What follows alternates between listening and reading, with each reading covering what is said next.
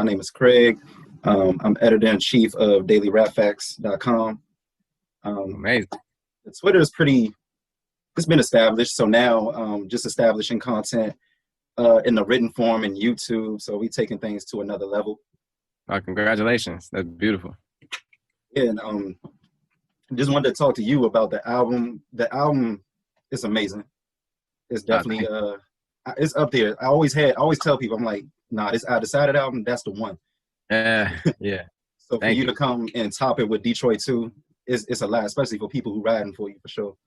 Yeah, that means a lot. And I feel like all my albums are, in that moment, just what's on my heart and what I feel like I need to say or get off my heart. But this one, I feel like this was my first time I came from a perspective of like, okay, my purpose on earth is to inspire, right? So, and to uplift and to motivate in any way I can. So I feel like this one, I had a level of honesty that was, the most I've ever given on a record. And there's a lot of things that I compartmentalize, like me having a heart disease or, things like, just a lot of personal things I shared on this album. And, it was well worth it, because if I feel like my purpose is to inspire, then I got to sacrifice my privacy for that sometimes.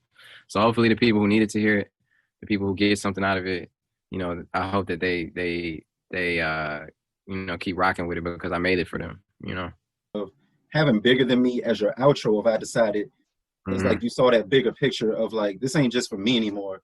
It's for the city of Detroit, everybody that's like really rocking with me. And then and then it merges. It's almost like it was conscious, like you knew you was gonna make Detroit 2 or go through your journey to end up here in 2020. Yeah, I mean, I guess subconsciously, but that's a great way to look at it. Nobody's ever analyzed it like that, but I can't say that I'm a work in progress. I'm like somebody who I've been doing a lot of work on myself, but it's a continuous thing. It's something that me being burnt out or me feeling broken inside and me being depressed and having all this anxiety has led me on a path of me walking in my purpose, and led me on a path of putting myself as a priority, which is something I never did. And I think that's what the whole embodiment of Detroit 2 really is, was just like, because before that, I felt that, after I decided, I felt like I hit a limit. Like, okay, that's about as far as I can go until I expanded my bandwidth. And that's what I needed to do, and I had to return to my passion because it had died out. I had to return to my hunger. And through spiritual practices, through a lot of meditation, through journaling, through taking time for myself, like I was able to relight that flame and relight that hunger and that passion, and come back to my roots, but as a newer, improved, more mature version of myself. You feel me? When did you start meditating? I started meditating when I was like 16, 17, and it was something that helped me out a lot. And, but when later on in my life, like in the last couple of years, I've really, really been making sure I meditate every day, and making sure I take that time out for myself and realize that it's one of the most important things that I can do for myself. It gives me time to just focus all on me. Sometimes my mind wanders. Sometimes I have to bring it back to, whatever it is I'm meditating on. And it's a great time. It's like, it's the time some of the time that I value the most.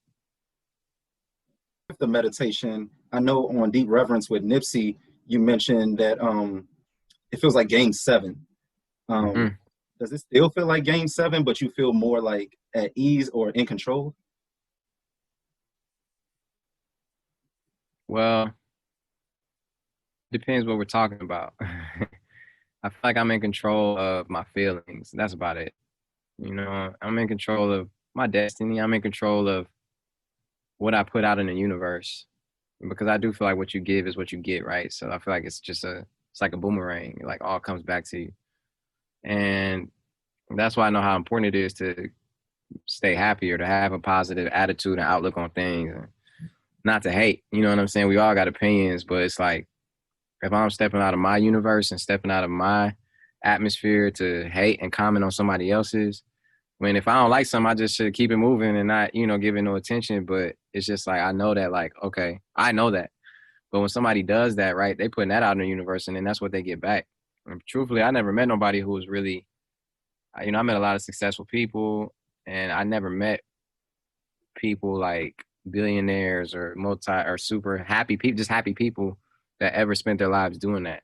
So it's important that like I keep that attitude and realize that that's all that I really can control.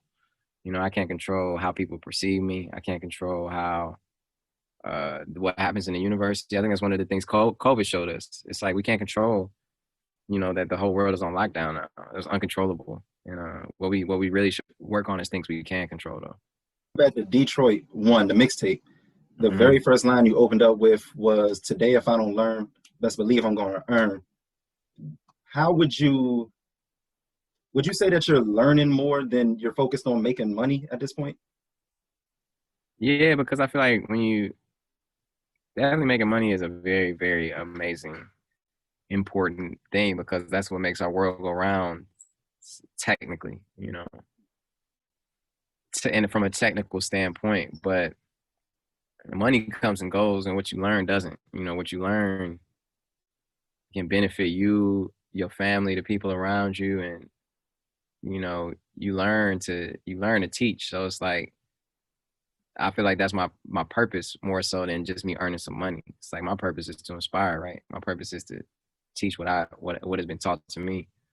So that's how I feel about that. You do speak a lot about what you learned in school, being lab ratted, going through the math, the geometry, but there's no Mm-hmm. anxiety classes, no depression classes. Mm-hmm. So if you were a teacher, Mr. Anderson, back in high school, what 4 classes would you teach? I would teach. Well, I wasn't good at science at all. That was not my strong suit. You can make Biology, I them up was too. okay. You can make up your own classes. This is your school, actually. Right. I would do health class and have like because I realized that mental health is health. You don't be like, man, my hand health is really good today, or like my shoulder health is like exceptional. It's like your health is health. So I feel like in health class, which we had, I feel like it's important to talk about things like anxiety and like how to deal with them or like how to express yourself, communication, like that was more important than trigonometry for me or for than chemistry or, a lot of things. And I feel like, so I would do taxes, whatever class that is, like life skills or something where it's like you learn taxes, you learn how to like what an LLC is, you learn how to set up a business. I think those are things that need to be taught. So I would be in that. I would teach that class. I would teach health, which would be like mental health and how to deal with anxiety and stuff. And I think there's a class where like there should be a class where it's just fun, like all fun. I don't know, like fun. That would be the name of the class. Like A it field just be day in fun. Detroit? Huh? A field day in Detroit? A field day? Yeah. What's that? It's like, that's literally what you're talking about, like where the kids just run around, they do different obstacle courses, basketball, jump roping, Yeah, water balloon tosses. yeah. Like I would have a fun class because I feel like that just delivers. It will deliver like a better result in all the other classes too. With your music, we can find you kind of balancing the fun, but also the seriousness of things. Like, do you find it hard to, like, I guess, blend your personality into your music? Nah, because they all just different layers of myself, really. So it's me. It's just me, honestly, who I am. So it's never been a challenge. It's like I don't really rap about shit that I don't do, or like you don't really hear me rapping about no bricks and shit, or like shit like that because that's just I don't do that. I love it though. It's not like I love that shit. Like I love hearing it and hearing other people talk about it. But I just like if I feel like I'm doing this for the reason of like showing people my heart, sacrificing my privacy so they can like get some type of inspiration from it or learn something from it or relate to it or have fun to it or turn the fuck up or whatever it is. It's like and that's what I got to do it for. And it's bigger than just me. So yeah. During during quarantine, were there any new lessons that you picked up in life? Yeah, definitely the lesson of like embracing the unknown and not waiting around to do things that you think you're always gonna have time to do or that'll always be like there for you to do, you know, like, oh, I'll get to that one day, or like, oh, I'll make it out there to that place and eat there one day, or make it out to this event, or, you know, I want to go to this festival, but I'll probably go next year. I don't feel like going. Like, it taught me to just like do the things that are on your heart that you want to do, at least, you know, because you can't always count on things being there, you know. Though uh that is a privilege, you know, and you got to remember that that's not guaranteed always, whatever that may be. It's true. Like I'm really learning to appreciate every moment we have here. Yeah, we've been losing so many people, right? So many heroes, so many like friends, family. It's like I can't think of how many people I've lost this year that I personally knew or that were, you know, my mom's best friend, my old assistant who committed suicide, you know, Chadwick, you know, Kobe, Nipsey, all these people, like, there's just, and a long list, Breonna Taylor, George Floyd, all these people, right, who have affected us greatly, and who have hurt our hearts, and, you know, we've been shed tears over. You know, that it has taught me to not waste any time, you know.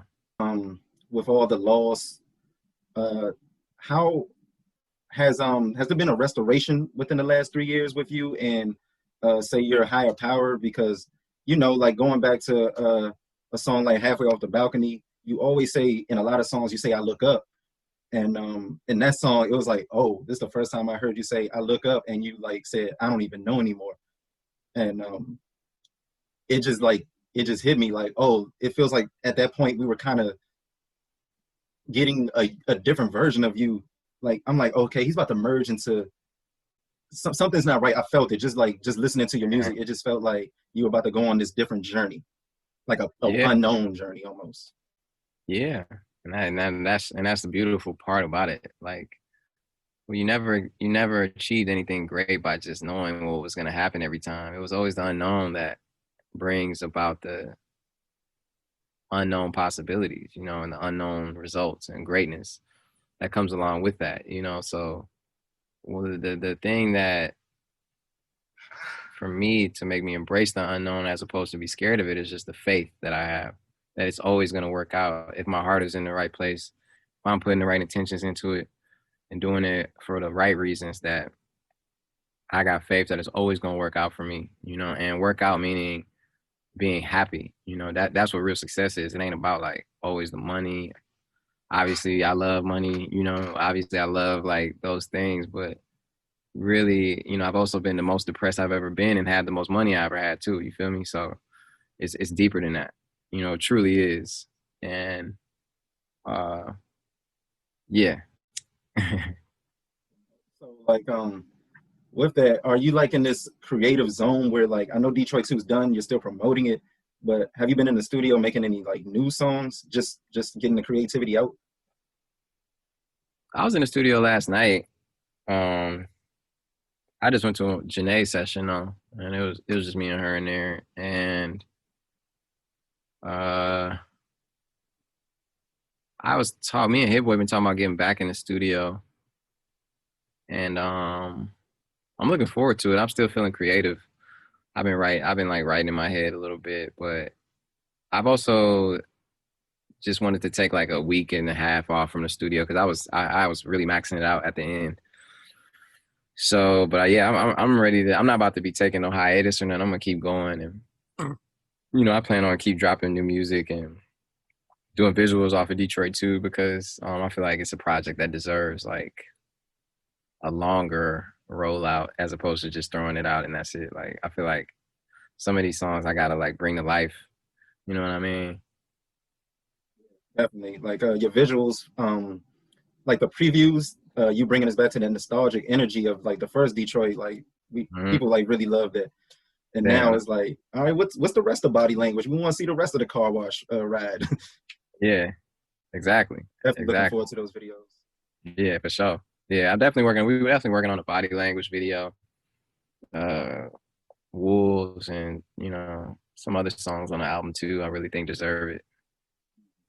I personally really want to shoot a Lucky Me video, a video for Feed, um, maybe even Guard Your Heart. You know, I don't know how that all that's gonna happen, but shit, we can make it happen.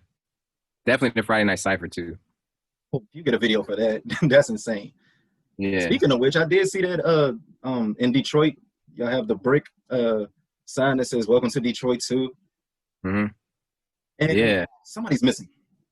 Where was no Danny Brown for the recording of the album? Oh, Danny Brown, that's my homie. You know what I'm saying? But the thing is, it's like the song wasn't like everybody from Detroit. There's so many people I grew up with that, you know, aren't on the song that I know for years. But it's just like, and there were people who were on the song that I had to take off because the song is 10 minutes long. You feel me? So I had to still make it listenable. And it wasn't about like making sure I put everybody on there. It was about giving an experience of just like showing different sides of the city and like different flavors and bringing people together who wouldn't normally do a song. So I mean, I've done songs with Danny Brown. I fuck with Danny Brown. It wasn't, you know, and I Swear Vezo and Early Mac, who's on another song, and Oba Roland and Dusty McFly, and a lot of people who weren't on there who, you know, technically if I was putting everybody from Detroit on there, I would have had on there, but that wasn't my goal. My goal was to just like go back to the nostalgia when I was 16 doing a Friday Night Cypher when there would be like 8 to 10 of us and we'd be rapping on different beats and just like we were on the radio on Detroit, you know. So I do, you know, I do want to keep this up though, like the Friday Night Cyphers. Maybe I'll do another version or do a song where I put everybody from Detroit on it and it's a 25-minute song.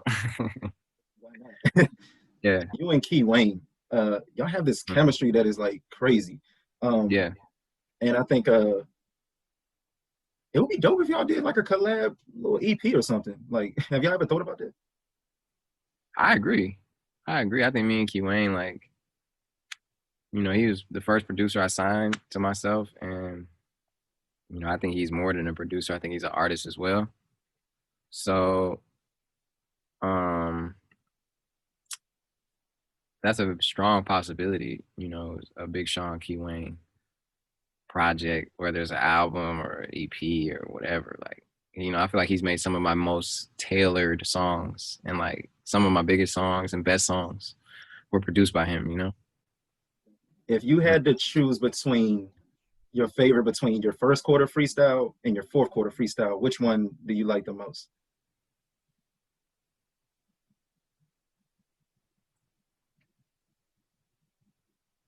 No wrong answer at all with this one. I know, I'm trying to remember him.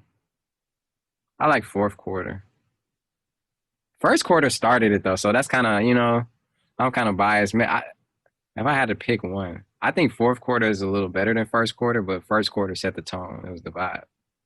Yeah, it was I remember going back to that moment and people was like, "Oh, we got the mixtape Sean back."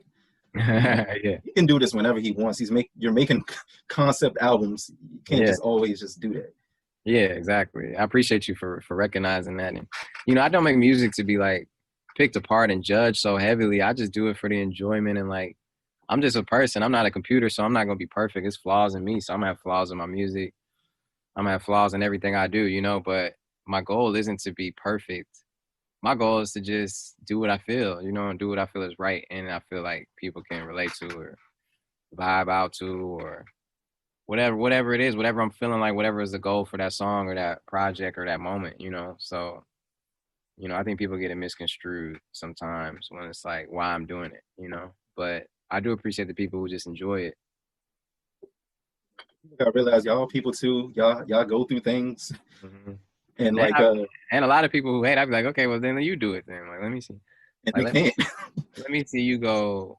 Let me see you, you know, make the music that somebody will come up to you crying and say changed their life when their grandma or granddad died, or you know, I don't even mean it to take it to like a materialistic thing, but let me see you go platinum. Let me see you go double, triple, quadruple platinum, or let me see you go 5 times, 6 times platinum.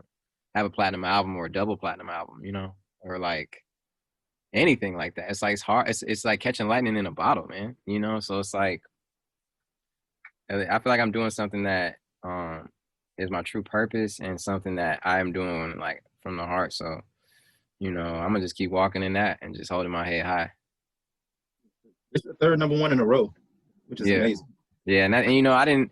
That was a extra cherry on top for me because regardless if it went number one, because when I first dropped it, people were saying it wasn't gonna be number one, and I wasn't mad about it at all because I saw the immediate impact it had on certain people, and that was all I wanted to do. You know, that was what made it number one to me already, like in my heart.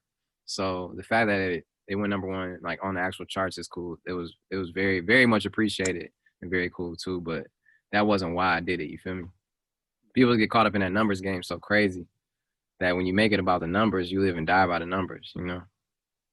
That's what I appreciate about Detroit too. I don't hear you playing the numbers game when I'm listening to the music. It sounds like this is music that you actually wanted to make. Yeah, man. You know, people talk about it. Would honestly, it would have been easier for me to have less features. I know one of the people has a lot of features, but the reason I did that, well, my last album only had like 3 features or something like that, or 2 or 3 features. But this one, I wanted it to feel like I was bringing a festival to Detroit. Like if the Detroit one had a lot of features too, and it was like I wanted people to like show love to the city of Detroit that aren't from Detroit as well, because I feel like that's like a true testament to like people to show their praise, to have Dave Chappelle talking, to have Travis Scott on there, to have all the, you know, Post Malone, had to have Janae, to have, you know, all the people I had, and to have Detroit legends on there too, like Dwelle and, you know, Em and Royce and all, and everybody who was on there, and do Detroit flips and have Puff on there. Like I thought it was important to incorporate and for it to feel like the festival that I feel like Detroit really needs in real life, you know? It's a beautiful moment. Like the album, the music, everything that surrounds it, the divinity of it all. It's pretty amazing for real. Thank you, bro. I appreciate that. This is Daily Rap Facts, so I do have to ask: Uh-huh. is there a deluxe for this album? There isn't one technically, but there are songs that we didn't use for the album and songs that I couldn't clear in time for the album. So it just depends on how I feel. You know, I've always done deluxes for most of my albums, for my first, second, and third. For Dark Sky Paradise, I didn't do it when I decided because to me that's where the story stopped and ended. I didn't want to like just add more songs, but I'm not against the idea of it at all. I'm not against the idea of a deluxe at all. Would you ever write a book? Because you get real philosophical on your songs, the spirituality, the life lessons, and I know you put it in verses. But would you ever consider yourself an author one day? That might be something to do. That may be something I should do, especially now. I could do a book. Just gotta figure out what exactly it would be about. But because I feel like I can do a book on a few things. So yeah, I would love to do that. I would love to like be an author. I know you used to do the videos that it was like life lessons. I think it'll be Mhm. family, and then it'll be joy, pain, like stuff like that. Yeah, And it was like almost like you were just like orally. You had the chapters. yeah, man, that's a good idea. Yeah, you and Janae, why not? 2088, the book, just something to do. That That's big. quarantine time. That's big. She already did a book though. She did a poetry book, so she's already a author, author extraordinaire already. So yeah, that's all of that sounds possible. I mean, it would be nice to give somebody a book from Sean. I'm gifting girls the Janae Pisces book. No, I definitely I need to do one for sure, like myself, because I do have a lot that I could put into a book and then keep doing them. You know. But I appreciate you. I do want to say like congrats again on this album. And it just feels amazing, like the energy around it. Seeing you celebrate after it dropped at 12 a.m., Uh-huh. the balloons, everything. It felt like a real homecoming. Yeah, thank you, man. That means a lot, bro. That means a lot. And I appreciate y'all support and congrats to y'all. Keep up the great work, man. Keep being a voice of authenticity for a world that is hardly that sometimes, you know. And I appreciate you guys. So thank you for the support, man, for real. Thank you, man. Talk to you later. All right, bro. Peace.